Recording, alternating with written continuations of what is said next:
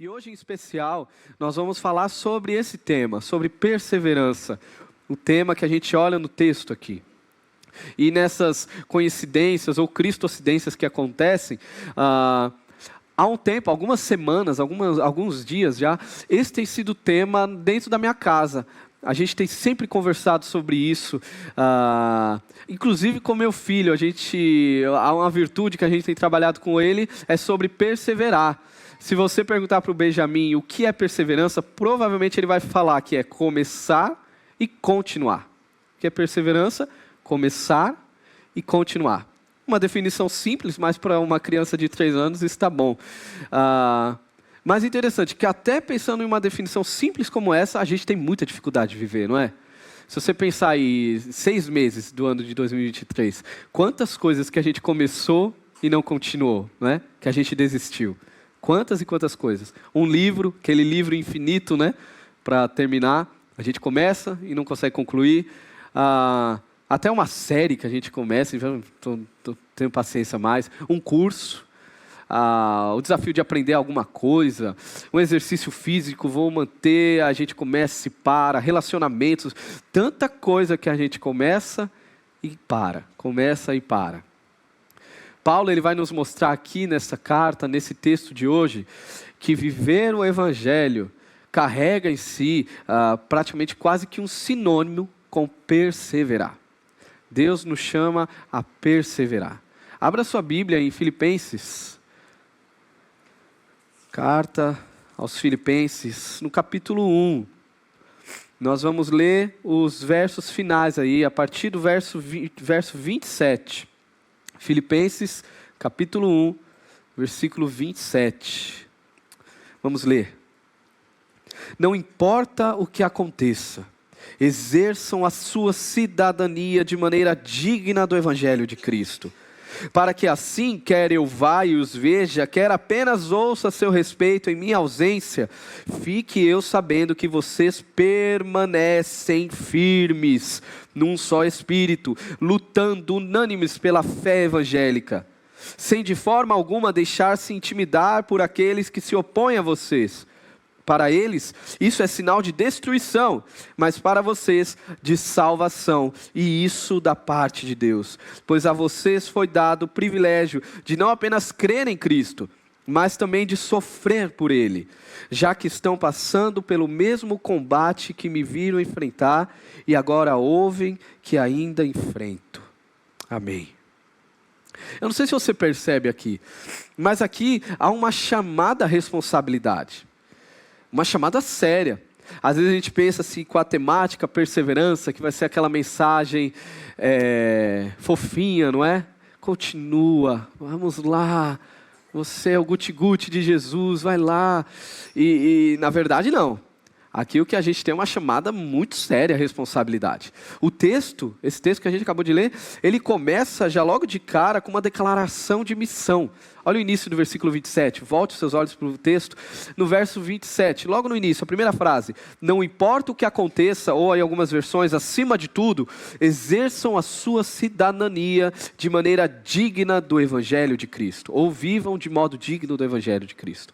Aqui já tem uma declaração bem certa acerca da nossa missão. Paulo está falando aqui sobre a fé que se traduz em prática. Não é um negócio subjetivo. Ele está falando, ele está nos chamando, nos convocando, nos lembrando qual é a nossa missão. E naquela época, quando alguém afirmava que se dizia cristão, era natural, já era reconhecido como alguém que estava disposto a seguir a Cristo até as últimas consequências. Um pequeno Cristo, cristão na época seria um pequeno Cristo. É a galera do caminho, nós estamos seguindo a Cristo, dispostos a tudo. E sofreram muito, porque naquela época não estava na moda. Hoje está na moda ser evangélico. Tem até concurso de música gospel, tem tanta coisa, não é? Tem roupa gospel, tem tudo gospel. Naquela época não existia isso. Naquela época, seguir a Cristo era estar disposto a ser perseguido, a sofrer por amor, entendendo que sua vida diz mais sobre Jesus do que sobre você mesmo. Tanto que Paulo os intitula como, chamando de cidadãos, exerçam a sua cidadania. Aqui, Paulo não está falando sobre a cidadania de Filipos ou de Roma. E olha que Paulo, os filipenses, era uma turma que tinha um orgulho por ser filipenses. Porque a colônia ali, Filipos, estava bem localizada. Tinha um olhar benéfico de Roma. Roma gostava deles, o império. Então eles estavam bens. Era de se orgulhar. Tanto é, Paulo vai tratar esse orgulho, que no capítulo 2 ele vai falar, olha, seja a mesma atitude, o mesmo sentimento de vocês com o de Cristo Jesus, que não aceitou, ele se tornou homem, se humilhou, se tornou servo. Vocês precisam entender qual é o caminho do evangelho na vida de vocês. E Paulo chama então, olha, vocês são cidadãos de uma pátria maior que essa. Antes de Nova Parnamirim, antes de Rio Grande do Norte, Brasil, você é cidadão dos céus. Então, filipenses, a sua cultura, a cultura que deve nortear a sua vida, em prioridade, não é a cultura romana. A cultura que deve nortear as suas ações, o seu pensar, o seu ser, é a cultura do reino de Deus. Porque vocês são peregrinos. Paulo está lembrando, vocês são peregrinos. E essa chamada a viver de modo digno, assumindo a sua cidadania celestial, ela deve ser vivida independente do lugar que você esteja. Olha a continuação do versículo 27, Paulo diz isso. Para que assim quer eu vá e os veja, quer apenas ouça a seu respeito em minha ausência, fique eu sabendo que vocês permanecem firmes. Olha, vocês, filipenses, não são cristãos só na igreja. Paulo está fazendo uso aqui de que mais para frente seria chamado um conceito de corandel. Somente no contexto puritano é mais reforçado essa ideia de que é viver diante da face de Deus. Tudo que você faz diante de Deus. Tudo que você faz para Deus. Lembra de Paulo em 1 Coríntios, né? Quer você coma, quer você beba, quer você faça o que for da sua vida. Você deve fazer tudo para a glória de Deus. Aqui é o conceito. Às vezes a gente tem aquelas brincadeiras, né? Na frente do pastor, você vai falar isso na frente do pastor. E a gente brinca. E eu entendo que é brincadeira, mas às vezes a brincadeira pode estar camuflando algo, não é? Algo que lá no fundo do coração a gente acaba vivendo. A gente tem outras conversas. Quando está longe, a gente tem uma conversa. Quando a gente está em outro contexto, tipo camaleão, a gente vai se transformando, se mistura. Onde a gente chega, a gente se adapta. E a gente muda a nossa fala, nem parece que é a mesma pessoa. A gente tem que tomar um cuidado muito grande com isso. A gente chega com os filhos, ou as brincadeiras aqui, eu já vi isso várias vezes. Menino, você está falando isso na igreja. Não é para falar isso na igreja, não, você está louco? Olha o respeito com o pastor. A gente trata esse prédio aqui como algo sagrado e a figura do pastor como sacerdote diante de Deus. E nos esquecemos que Deus olha para todos nós aqui como sacerdotes. Todos nós, homens e mulheres. Deus nos chama a santificar todos os lugares que a gente for.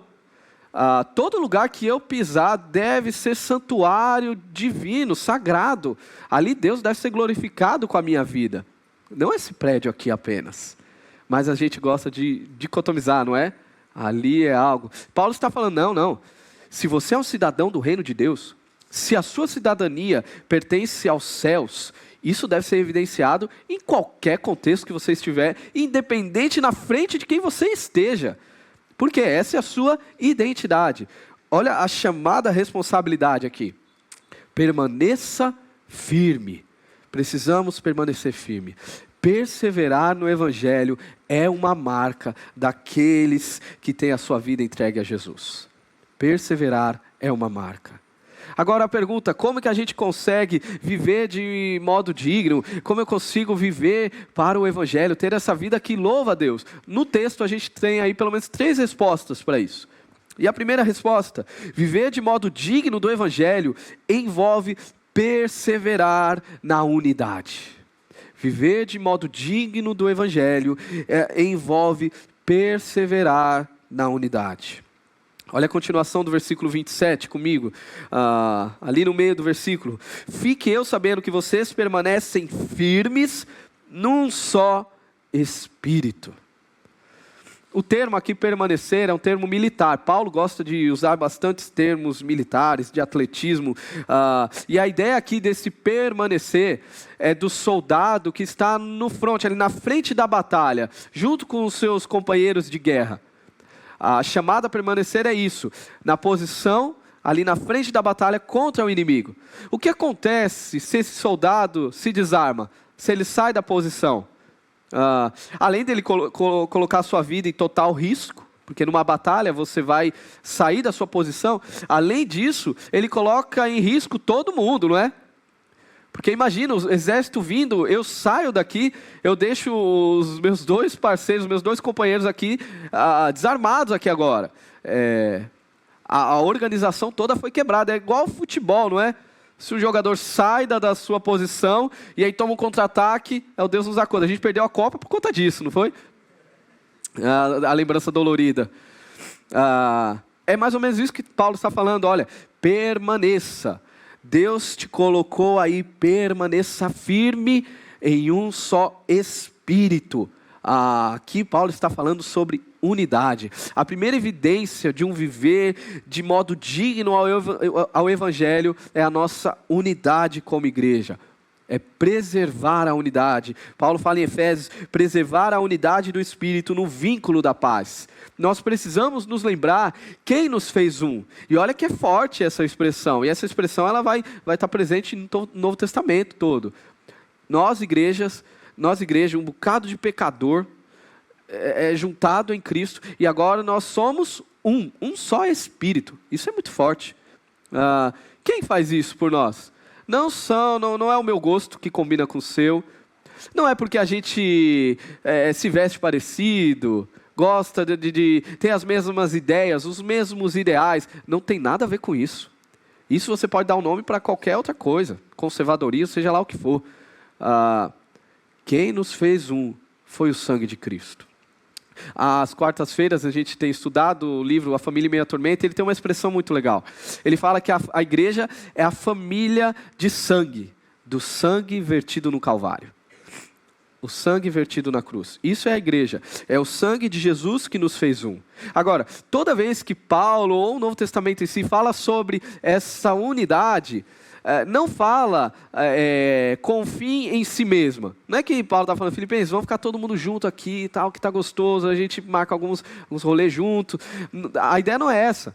A ideia é que essa unidade, ela é uma grande ferramenta na mão de Deus para invadir o mundo. A unidade da igreja é um imã da graça de Deus para alcançar os perdidos. Você não pode subestimar o poder da unidade do corpo de Cristo. Não podemos fazer isso. Olha essa oração em João 17. Se você quiser ir comigo, vá para o texto e depois volte para Filipenses. João 17, 20 e 21. A oração sacerdotal de Jesus. Os últimos momentos de Jesus. Qual é o assunto que Jesus leva ao Pai em clamor? Diz assim: minha oração não é apenas por eles, pelos apóstolos aí, pelas pessoas que estavam ali. Rogo também por aqueles que crerão em mim, nós, por meio da mensagem deles, para que todos sejam um. Pai, como tu és em mim e eu em ti, que eles também estejam em nós, para que o mundo creia que tu me enviaste. Olha o poder da unidade do corpo de Cristo, o poder da unidade da igreja. Perseverar no Evangelho é perseverar na unidade, é batalhar por essa unidade. Das últimas coisas, em vias ao martírio, Jesus ora pela nossa unidade. Isso é muito interessante na prática, eu vejo muito isso. Por exemplo, eu já fui em aniversários aqui, onde quem estava organizando tudo era a galera da célula da pessoa. A família da pessoa estava sentada, e a célula, não, pega a coxinha, aí traz a coxinha, o moleque se jogou ali, pega o moleque, traz o moleque de volta. A célula ajudando nisso. Cara, imagina esse testemunho. O que isso leva para um familiar que não tem isso? Para um amigo da família que não vive igreja? Imagina o que essa pessoa pensa. Cara, por que eles são assim, tão unidos? Olha só que legal. Nem a gente está fazendo isso, eles estão fazendo. Corre, pega o carro, vai pegar a Coca-Cola, acabou a Coca-Cola, volta. Por que eles são assim? Olha o testemunho da unidade do corpo de Cristo. Já foi um contexto extremamente oposto, de velório, momento de dor ali, aí você vê um grupo chorando, reunido ali, sentindo a dor do amigo, do irmão, e já vi esse grupo ir até o final, do velório ao enterro, ainda dando carona, ajudando quem precisa. Imagina esse testemunho. Quem que são essas pessoas? Quem é esse povo? Esse povo é o povo que ama. Esse povo é o povo chamado igreja. Esse povo é diferente. Esse povo ama Jesus de um jeito que eles se tratam assim. Jesus ora por isso, para que nós sejamos esse sinal para o povo. Não subestime a unidade do corpo de Cristo. Por isso que não faz sentido algum crente odiar crente. Sabe, tipo, eu não vou com a cara do fulano. Você está totalmente equivocado. Se o fulano está por aqui, eu vou sair por ali. Isso não faz absolutamente sentido algum. Se você odeia o seu irmão, 1 João já vai falar que você nem conhece a Deus, na verdade. E se você odeia o seu irmão, você se odeia, porque você é um só corpo. Olha isso, um só corpo, um só batismo. Todos nós fomos batizados no mesmo Espírito. Você é batizado no Espírito Santo, amém? Posso ouvir um glória a Deus? Se quiser falar em línguas, fique à vontade. Porque o que é ser batizado no Espírito Santo? Ser batizado no Espírito Santo, segundo 1 Coríntios 12, é você ser inserido ao corpo de Cristo. Ao crer em Jesus, você é batizado no Espírito e o Espírito te insere no corpo dele. Você faz parte de um corpo, o corpo de Cristo Jesus. Essa é a sua identidade. Você é caracterizado agora por isso. Você pertence à família de Deus, à família de sangue, do sangue vertido no Calvário, no madeiro. Essa é a unidade. Essa é a unidade evidenciada no Evangelho. Nós somos chamados a isso. Não somos chamados a viver distante. Devemos buscar isso, devemos perseverar nisso. Perseverar, nós aqui como igreja temos células, temos grupos pequenos. Quantas vezes a gente vê pessoas distantes? Sabe, tem esse tipo de pessoa que eu nunca entendo. A pessoa que vem na igreja e acha que ela vem, graças a Deus, eu acho, né? Que a gente não tem esse perfil tanto como igreja. A gente não recebe tantas pessoas assim, mas recebe. Mas tem igrejas que recebem muito mais. Pessoas que acham que o encontro dominical é o momento que eu vou lá para encher meu coração, para me sentir bem, para cantar louvores, para chorar um pouco. Aí eu ouvi sobre Jesus, aí volto para casa. Não, mas eu não vou me relacionar com ninguém não. Tem nada a ver, não, célula, abdicar de um tempo para estar junto no grupo, não, aí dá trabalho. Servir na igreja está doido. Aí eu vou trabalhar com gente é problemática, eu vou lá para me sentir bem. E aí essa pessoa vem um domingo, talvez vem no outro, não se envolve. Esse não é o seu lugar. Igreja não é isso, não, igreja nunca foi isso. Igreja é lugar do corpo de Cristo se reunir. De uma forma mística, esse povo que é só um, ele se reúne para juntos sermos tratados como ferro afia o ferro, para juntos sorrirmos, chorarmos a dor do outro. É para isso que é a igreja. Isso é a igreja. A igreja não é um lugar onde a gente visita e vai passeando por aí. A igreja não é shopping. E é interessante que essa unidade, a gente só encontra aqui, só encontra no corpo de Cristo. Pode tentar mundo afora aí, você não vai conseguir. A turma até tenta recriar, né? Aí dá nomes para essa comunhão, essa coisa, essa partilha, né? Aí dá nomes fantasiosos. Nossa, o comunismo é a partilha onde todos somos iguais. Aí você entra no conto da carochinha, né? Onde o mundo é perfeito e totalmente fadado ao fracasso, uma baboseira. Não funciona. Sabe por que não funciona? Porque nada disso atinge o principal problema do ser humano, que é o pecado, a corrupção que há no coração. Não há teoria nenhuma que vá nos salvar disso. E por que isso dá certo na igreja? Porque há essa comunhão onde, se o meu irmão está precisando, isso é um problema meu, não é um problema dele. Nós precisamos se mover. Por que isso acontece e dá certo dentro da igreja? Não porque nós somos perfeitos, mas é porque o sangue de Jesus nos alcançou. Não é sobre nós, é sobre o nosso Senhor. Por sermos de Jesus, recebemos uma outra cidadania. Aí o que a turma fica inventando aí fora, está fadado ao fracasso. Mas aqui dentro, nós somos reconhecidos como cidadãos do reino de Deus. E aí sim, aí as coisas acontecem. Aí o amor mútuo vai acontecer. Não subestime a unidade da igreja. Porque o mundo só batendo cabeça, e quando ele olha para esse povo, ele pergunta, quem é esse povo? E a gente pode responder, nós somos o povo de Jesus. Nós encontramos um lugar onde podemos nos entregar como família. Nós somos o povo, o corpo de Cristo. Essa é uma evidência.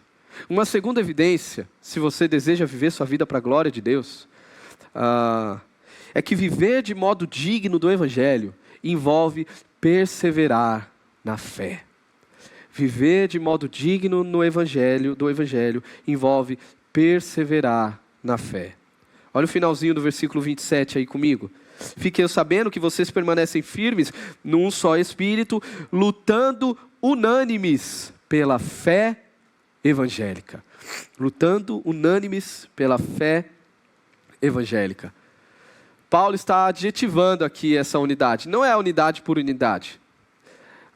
A unidade, ela faz sentido na igreja porque é uma unidade na verdade. Nós somos o povo da verdade, o povo das Escrituras. Fé aqui, fé evangélica, o termo fé na Bíblia, ele pode ser usado pelo menos para dois conceitos, duas ideias. Ele é usado tanto para aquela ideia do crer, que é algo mais subjetivo, da confiança a Jesus, você vai ver vários textos, mas também fé, muitas das vezes, como é o caso, é usado para tratar sobre um conjunto de verdades basilares acerca do que nós cremos. Aqui é o caso. Paulo está falando, vocês precisam lutar ou pela sã doutrina, como ele vai chamar, ou como Lucas vai chamar em Atos, pelo ensino dos apóstolos, que é a palavra de Deus. Precisamos lutar pela verdade da palavra de Deus. Essa é a chamada. E esse lutar aqui é outra expressão militar aí que Paulo usa. A ideia do atleta, na verdade, desse termo grego que surge a palavra atleta, atletismo. É a ideia de entregar tudo, se dedicar totalmente para algo. Lutar, se dedicar totalmente pela verdade das Escrituras. E questões basilares aqui, é o que a gente trata, por exemplo, no curso Fundamentos da Fé. Algumas questões fundamentais que a gente tem que ter muito claro na nossa cabeça, se você é um seguidor de Jesus. Por exemplo, quem é Jesus? Jesus é Deus, é Senhor. Jesus veio totalmente homem, totalmente Deus. Qual é o seu DNA? Você é um pecador? Isso é questão basilar. O seu Deus é um Deus trino, Pai, Filho, Espírito Santo. O que é a igreja? A junção mística do corpo de Cristo que é manifesta numa igreja local, numa igreja visível.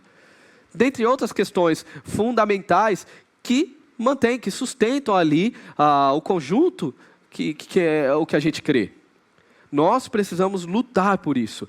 A igreja de Filipos estava sofrendo ataques internos. Tinham falsos mestres atacando o evangelho, atacando questões básicas. Como você é salvo? Aí você precisa responder, eu sou salvo pela graça, mediante a fé. Isso não vem de mim, é dom de Deus. Eu sou salvo exclusivamente pela obra de Deus, em Cristo Jesus. Os filipenses estavam sendo atacados aqui. Falsos mestres eram judaizantes, tentavam perverter, corromper a mensagem, falando, não é só Jesus. Você precisa fazer isso e aquilo para ser aceito por Deus. Você precisa obedecer, precisa fazer isso e aquilo e tudo, tanto mais. E aí sim Deus vai te amar. Pervertendo. Paulo está falando, vocês precisam lutar contra esse ataque. E o modus operandi dessa luta, além de se fortalecer, é repassar a fé.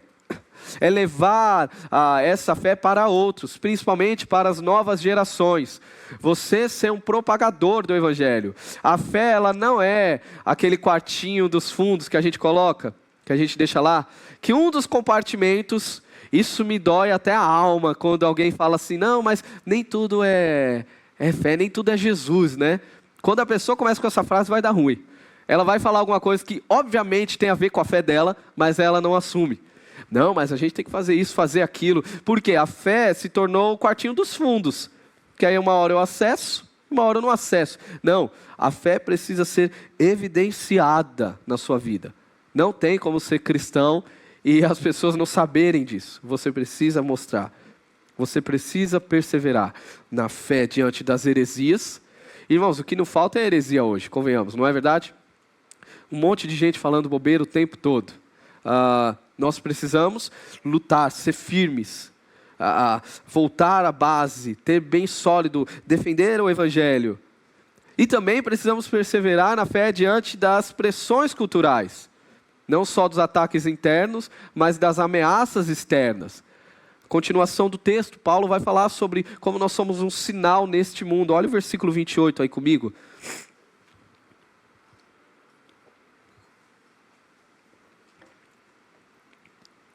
Lutando unânimes pela fé evangélica, versículo 28. Sendo de forma alguma deixar-se intimidar por aqueles que se opõem a vocês. Para eles isso é sinal de destruição, mas para vocês de salvação, e isso da parte de Deus. Os filipenses sofriam perseguição externa aqui. Além dos problemas internos, perseguição. O Império Romano não estava satisfeito, porque tinha um grupo falando que o senhor deles não era o imperador, o senhor deles agora era Jesus. A gente quer fidelidade. O Império Romano não estava satisfeito. Os judeus não estavam satisfeitos com isso. Quem é esse povo aí que se acha agora? Que vai falar que a fé deles agora em Jesus é o caminho. Quem é esse povo? A cultura da época não estava feliz. A cultura de Filipenses, uma cultura promíscua. A cultura diabólica. Não estava feliz com esse povo que estava mudando e batalhando ali. E a luta deles estava bagunçando tudo. Até o comércio. Porque homens e mulheres decidiram seguir a Jesus. Eles precisavam perseverar na fé diante das ameaças externas. Isso não deveria ser algo de surpreender. É estranho quando algum crente chega assim e fala assim, surpreso, assustado. Não, porque eu falei que eu sou cristão e agora eu estou sendo perseguido. E a pessoa assustada. Eu falo, mas qual que é a novidade quanto a isso? Na verdade, é para isso mesmo, esse é o caminho. A gente lembra de Pedro, aqui o apóstolo Pedro, 1 Pedro capítulo 4. Amados, não se surpreendam com o fogo que surge entre vocês para os provar, como se algo estranho estivesse acontecendo. O próprio Jesus fala, vocês não são do mundo, mas eu os escolhi tirando-os do mundo. Por isso o mundo os ama. Os ama? Os odeia. Por isso o mundo os odeia. Não deve ser uma novidade ser perseguido pelo evangelho. Ficar surpreso com isso. E há um perigo na nossa falta de resiliência, quando a gente deixa de perseverar. Há um perigo muito grande, porque a gente começa a trazer contradição a esse sinal que Paulo fala. Olha, sinal de salvação para vocês, porque quanto mais vocês perseveram, mais fica claro a obra de Deus em vocês, e sinal de destruição para aqueles que são contra vocês. Mas quando a gente não persevera, quando a gente tem essas inconstâncias espirituais, esse sinal não fica claro nem para nós mesmos. A gente se questiona, será que eu sou crente mesmo? Será que isso é verdade? Será que Jesus... eu estou numa viagem aqui, eu não sei, É interessante que todas as vezes que eu converso com alguém que está com crise na fé e tudo mais, geralmente a conversa cai para esse lado. Sempre para o lado, eu pergunto, como que está o seu relacionamento com Deus? Você tem crescido no seu conhecimento, na fé? Você tem lutado pela fé? Você tem feito uso da palavra no seu dia? Você tem crescido acerca de quem Deus é? Sua vida devocional. Aí a pessoa fala, não, está bem devagar. Vixe, isso daí na verdade nunca foi bem. Sempre foi mais ou menos. Pronto, o diagnóstico está aí. Como você vai ter uma clara noção de quem você é, cara? Se você não se relaciona com Deus. Se você não se fortalece. Se você não constrói sua casa num lugar sólido. Esse é o problema. Deus nos chama a lutar pela nossa fé. A inconstância ela é perigosa. Aquela pessoa assim que hoje chega e fala assim, está abraçando meio mundo. Vamos mudar o mundo, quero mudar Nova Parnamirim. Vira essa igreja de cabeça para baixo, tira todos os bancos, limpa os bancos, depois ajuda aqui, toca no louvor e faz de tudo. Passa 6 meses, a pessoa já não está tão firme. Aí você vai conversar, e aí, o que Deus tem feito na sua vida? Aí essa pessoa fala, mas eu nem sei mais se Deus existe. Aí passa um ano, aí essa pessoa está super firme de novo. Não, vamos mudar o mundo. Essa inconstância, ela atrapalha o sinal. E atrapalha o que você vai compreender acerca de si mesmo. Precisamos perseverar. Precisamos perseverar. E lembre-se, lutar pela fé é passar a sua fé para outros. É repassar para as novas gerações. Isso precisa acontecer nas nossas casas. Os nossos filhos, aqueles que têm filhos, aqueles que vão constituir família, saiba que você tem uma responsabilidade muito grande diante de Deus. De passar a sua fé para as outras gerações. Para que eles saibam quem é o seu Senhor. No final das contas, a gente não quer que os nossos filhos saibam dialogar contra a cultura, apenas isso. Não é só que meu filho consiga olhar para o Netflix e falar assim, para o filme X e falar, não, isso daí vai contra a minha fé. Não é só isso. Ouvir o professor falar, não, isso daí não tem nada a ver. Conseguir dizer não porque você consegue rebater, não. A ideia é que meu filho ame tanto mais Jesus, que ele consiga dizer não. Não, entre isso e Jesus, eu prefiro ficar com Jesus. É isso que a gente precisa passar. É essa a missão, não é? Fazer com que nossos filhos amem mais a Jesus do que qualquer outra coisa. Isso precisa acontecer na nossa vida também. Isso precisa acontecer com você. Como nós lidamos com as crianças da nossa comunidade, será que elas atrapalham? Segundo Jesus, elas não atrapalham. Na verdade, elas são o alvo da missão. O Evangelho precisa atingir o coração delas. Como nós lidamos com os adolescentes que estão cada vez mais com a sua fé secularizada.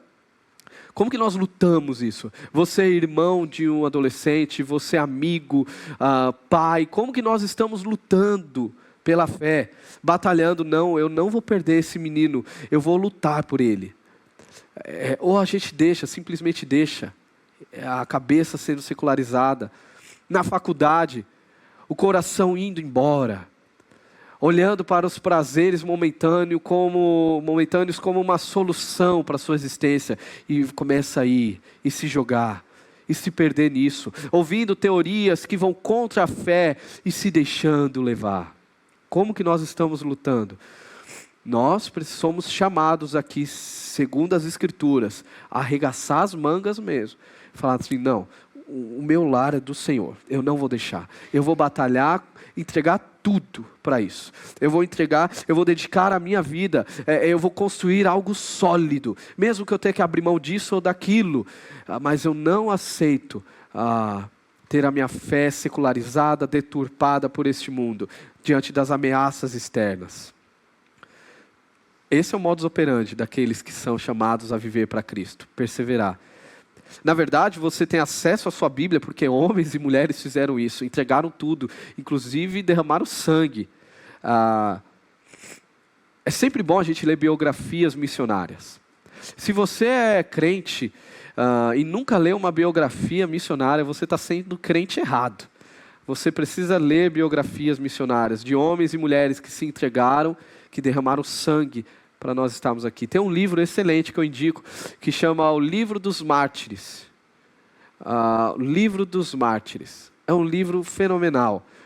E ele vai trazer várias biografias, várias histórias de homens e mulheres. Mulheres que entregaram, que perderam seus filhos mortos a espadadas, por não negarem a Jesus. Olha que loucura. Famílias sendo jogadas para serem comidas por leões, por não negarem a Jesus. Isso não foi só há 2000 anos atrás, continuou do decorrer da história. Homens e mulheres que lutam pela fé evangélica, que lutam pela palavra de Deus. Deus nos chama a isso. Deus nos chama a batalhar, a perseverar na fé, lutar para transmitir a mensagem do Evangelho a todos aqueles que Deus nos der. Persevere na unidade, persevere na fé. E a terceira e última evidência de uma vida que deseja louvar ao Senhor. Viver de modo digno do Evangelho envolve perseverar no sofrimento. Viver de modo digno do Evangelho envolve perseverar no sofrimento. Olha os versos 29 e 30 comigo. Pois a vocês foi dado o privilégio de não apenas crer em Cristo, mas também de sofrer por Ele, já que estão passando pelo mesmo combate que me viram enfrentar e agora ouvem que ainda enfrento.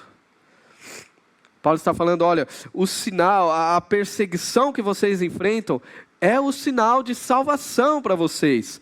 Vocês devem celebrar ao Senhor. É um privilégio sofrer pela fidelidade a Cristo. Deus te chama a sofrer pela fidelidade a Jesus. Amém? Cadê o glória a Deus com isso? Eis-me aqui, Senhor. Deus te chama a sofrer por amor a Jesus. Isso tem nada a ver com o evangelicalismo brasileiro, não é? Se a gente fala isso em determinados lugares, a gente não vai ouvir um amém, vai ouvir tá amarrado, não é? Tá repreendido, ainda faz o sinal da cruz, né? Vai 3 vezes. O que as pessoas gostam de ouvir, e essa notícia aqui, esse texto, ele não é tão bacana assim, não é? Não está tão hypado como a gente pensa. Porque o que as pessoas gostam de ouvir é: você vai ser curado em nome de Jesus, você vai prosperar, onde tocar a planta dos teus pés, ali Deus vai fazer, Deus vai abrir o mar, e se tudo der errado, Ele vai fazer algo por você, você nasceu para ser cabeça, para comer o melhor dessa terra. E a gente só escuta isso por aí, não é? E é isso que a galera gosta. É a menina que pega um iPhone e fala: se você é um iPhone 13, Deus vai te levar a ser um iPhone 15. E tal, o povo lá, amém, glória a Deus, né? Amém. É essas baboseiras aí, que não tem nada a ver com o Evangelho. Há um tempo era a teologia da prosperidade, com esses charlatões que estão aí, né? Mas agora migrou para a teologia coaching. E aí uma menina de 17 anos, é uma voz a ser ouvida, que é uma coisa doida. Uma menina que acho que nunca leu um livro, não sei se ela sabe onde ficam os textos da Bíblia. E a gente está lá, amém, isso é o Evangelho. Não, isso não é o Evangelho. A gente, se Deus quiser, eu estou falando, mas não a gente, amém, né? Mas hoje o que a gente gosta de escutar é isso, né? O que as pessoas gostam de escutar isso. É aquela fala bonita, né? Ei, meu lindo, ei, meu fofo, Deus te ama, meu lindo. E aquele fundinho musical e você chora horrores. Você é o protagonista de Deus, fofo, lindo. Uma mensagem dessa aqui, ela não atrai tanto. Para você deve ser um privilégio sofrer por amor a Jesus. Isso é um dom, é uma dádiva, é um presente de Deus para você sofrer, ser perseguido por Jesus. Amém, meu lindo, meu fofo. Deus nos chama a isso. Sofrimento e salvação estão intimamente ligados nas Escrituras. Não tem como desassociar uma coisa da outra. Nós somos salvos pela graça, não fizemos nada para merecer. Você não sofreu para ser salvo. A salvação te alcançou. Mas a partir do momento que você se nomeia agora servo de Jesus, filho de Deus, o sofrimento vai te alcançar. A perseguição vai te alcançar. De alguma forma você vai lidar com isso, porque o mundo não é um parque de diversões, é um campo de guerra. O mundo é um campo de guerra. Paulo vai falar: olha, vocês estão vendo que o combate que eu enfrentei, eu ainda estou enfrentando, e vocês também enfrentam. Nós estamos nesse combate. Combate aqui, outra palavra que Paulo traz aí do contexto de atletismo, que diz sobre agonia, aquela dor, aquele esforço doloroso que vai até o seu limite de resistência para conseguir algo, para competir. É disso aqui que Paulo está falando. Não é de uma dor mais ou menos, daquela coisa leve. Tal fulano falou de mim, já era. Não é só isso, é algo mais profundo. Lembre-se, Paulo estava preso.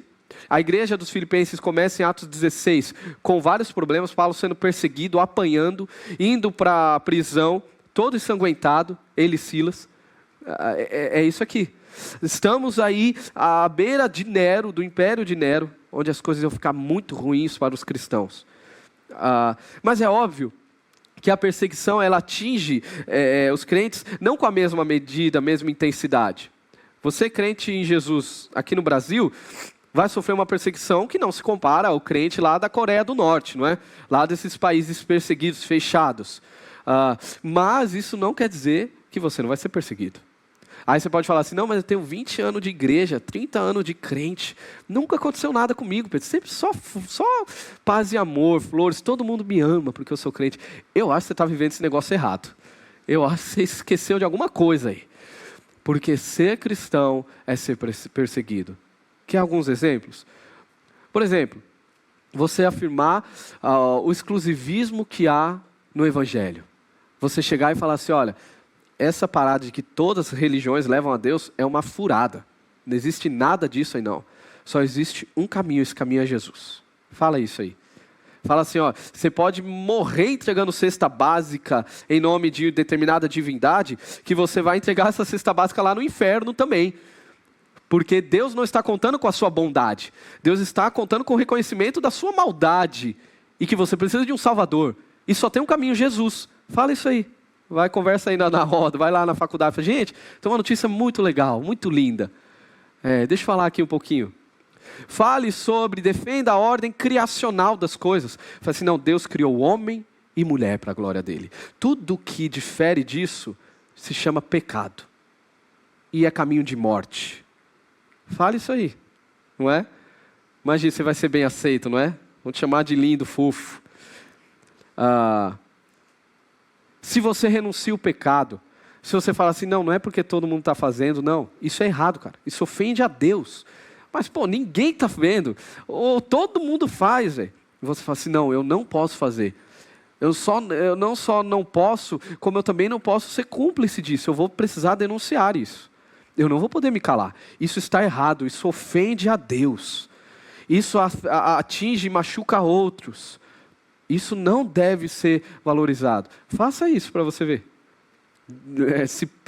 Tem essa postura.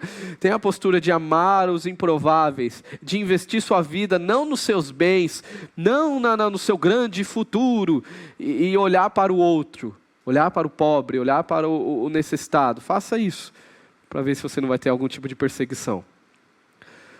Ser cristão envolve ser perseguido, por diversas formas.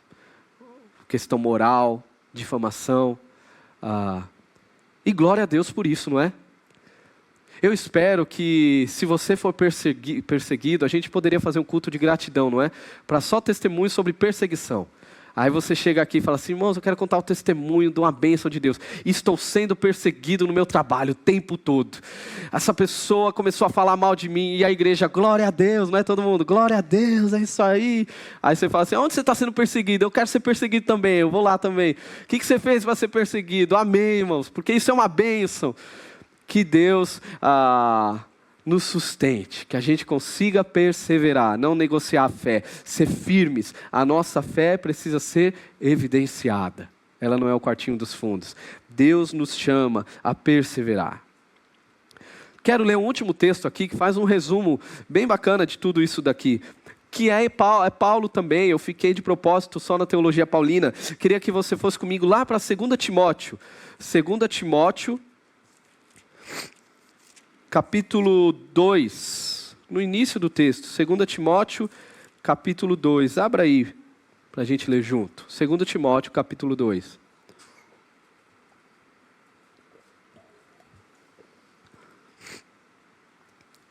Mesma linha de raciocínio Paulo vai usar aqui falando com Timóteo. Ele diz, portanto, você, meu filho, olha aqui já o relacionamento da igreja, a unidade. Paulo trata Timóteo como filho. Fortifique-se na graça que há em Cristo Jesus. Aqui é um ponto importante, tá? Tudo isso que eu estou falando aqui, tudo isso que a gente viu aqui, não é pela nossa força. Se você sair daqui achando que é pela sua força, não, agora eu vou fazer acontecer, vou lutar, vou perseverar, você está fadado ao fracasso. Você precisa se fortalecer na graça de Cristo. É até um paradoxo aqui, porque Paulo está falando, fortaleça na sua fraqueza. Lembre-se que você não pode, que você precisa da graça. Continuando aí, versículo 2. E as palavras que me ouviu dizer na presença de muitas testemunhas, confias a homens fiéis que sejam também capazes de ensiná-las a outros. Olha aí, persevere na fé. Suporte comigo os meus sofrimentos como bom soldado de Cristo Jesus. Persevere no sofrimento. Versículo 4. Nenhum soldado se deixa envolver pelos negócios da vida civil, já que deseja agradar aquele que o alistou. Por fim aqui, a cidadania do alto. A cidadania celestial. Mesma lógica aqui. Deus está nos chamando. É um chamado à responsabilidade hoje para você. Perseverar é ser chamado à responsabilidade. Deus te chama a continuar. Aquilo que você começou, você precisa continuar. Começou, continue. Mas lembre-se, o que Paulo fala no próprio capítulo 1 de Filipenses. Aquele que começou a boa obra em vocês, Ele irá completá-la. Até o nosso perseverar é sustentado por Deus. Nós precisamos do Senhor. Nós precisamos do Senhor para perseverar. E é para isso que Deus chama. Assuma a sua responsabilidade. Como crente em Jesus, seja um cidadão do alto, seja um cidadão dos céus para a glória dEle. Eu não sei como está o seu envolvimento com a igreja hoje.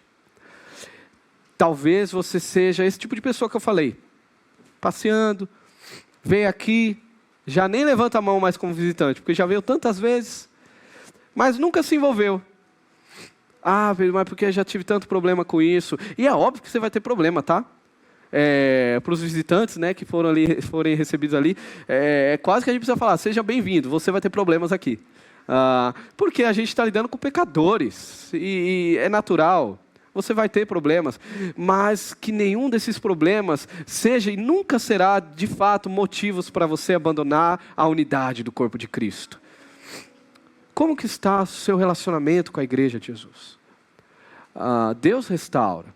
Às vezes pode estar machucado, sim, pode estar, mas Deus restaura. E Deus quer isso. Você precisa assumir sua responsabilidade de perseverar. Assumir um compromisso de se relacionar com grupos pequenos, se envolver, servir na comunidade, se importar com outros, se alegrar.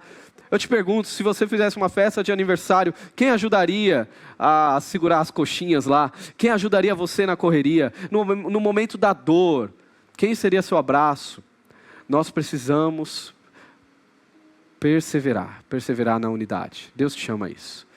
Se você tem andado mal nisso, hoje é um bom dia para você rever seu coração. E clamar a Jesus, Deus me perdoe. Eu sou corpo, faço parte daqueles que foram alcançados pelo sangue da cruz. E eu vou honrar isso, vou perseverar. Talvez você esteja lidando com questões de fé. Confuso, muita coisa na cabeça. Hoje você se questiona, será que de fato é? Você precisa solidificar as coisas. Você precisa construir sua casa na rocha. Se ela estiver na areia, sim, vai vir a tempestade, vai derrubar. E tempestade vem. Tempestades intelectuais vão vir. Pessoas falando coisas, você vai falar assim, eita, parece que isso... E você não está solidificado. Tempestades nos relacionamentos. Tanta coisa que vai vir para te derrubar, cara. Se você não tiver sua vida solidificada, sua fé bem clara, fundamentada, você vai ter sérios problemas.